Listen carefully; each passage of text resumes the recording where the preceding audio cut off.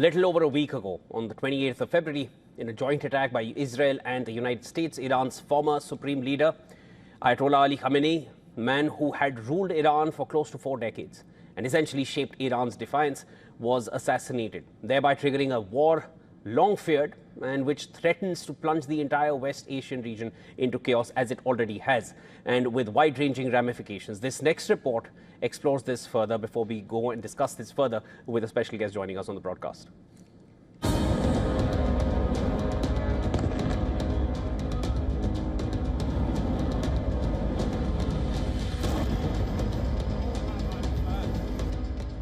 "28th of February is a date destined to be etched onto the collective psyche of Iranians for a long, long time.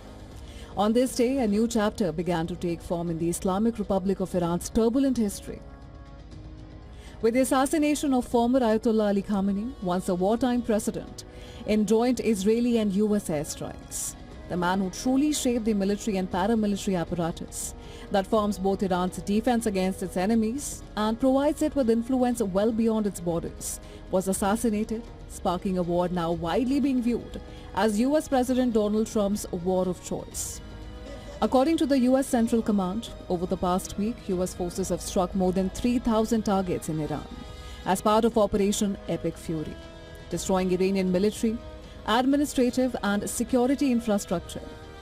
On Friday, the US President Donald Trump told reporters that Iran's army, navy, communications and their leaders have been decimated. Iran were doing very well. Somebody said, how would you score it from 0 to 10? I said, I'd give it a 12 to a 15. Their army is gone. They're just about, look, their navy is gone.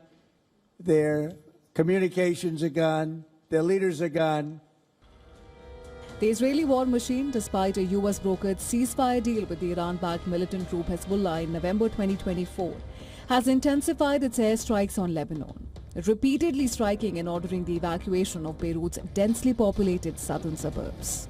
According to Lebanon's health ministry, at least 217 people have been killed in Israeli airstrikes, and 300,000 people have been forced to flee from their homes, prompting the Lebanese Prime Minister Nawaf Salam to warn that a humanitarian disaster looms on the horizon.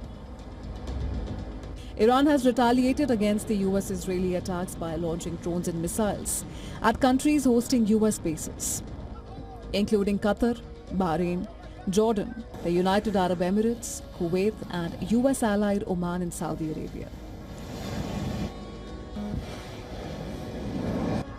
Spreading like wildfire, the West Asia conflict in a short span of 7 days has widened to include Cyprus and the European Union, Turkey and Azerbaijan, and even reached as far as waters of Sri Lanka, where US forces torpedoed and sank an Iranian warship.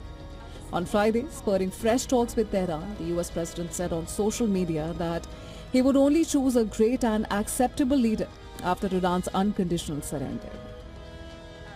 On the very same day, the White House press secretary Kathleen Leavitt told reporters that the war is expected to last for about 4 to 6 weeks, an attempt to allay fears that this time, US is not getting drawn into a protracted, open-ended conflict like in Iraq and Afghanistan.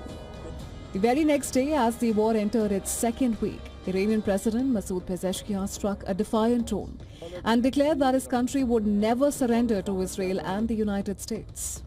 He also issued an apology to the Gulf neighbors, some of which host major US military bases and have been targeted by the Islamic Republic, saying that they would only be targeted if their territories were used as launch pads to attack Iran.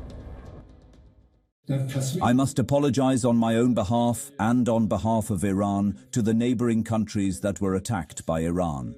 The Interim Leadership Council agreed yesterday that no more attacks will be made on neighboring countries and no missiles will be fired unless an attack on Iran originates from those countries. Conspicuous by their absence in the theater of war are both Russia and China, Iran's two most powerful diplomatic partners, who have labeled the war as a clear violation of international law but have stopped short of offering military support. Despite their sharp rhetoric, including the joint request for an emergency meeting of the United Nations Security Council, what is most certainly unmissable is that neither has exhibited a willingness so far to intervene militarily to support the Islamic Republic. Interestingly, former Ayatollah Ali Khamenei's funeral has still not been held, and uncertainty continues regarding Iran's next leader. Earlier this week, Trump had said that he expected to play a role in the selection of the Iran's next leader, a scenario not unlike that witnessed in Venezuela. But given Tehran's defiance and US's warning of a forthcoming intense bombing campaign, the whole region resembles a powder keg.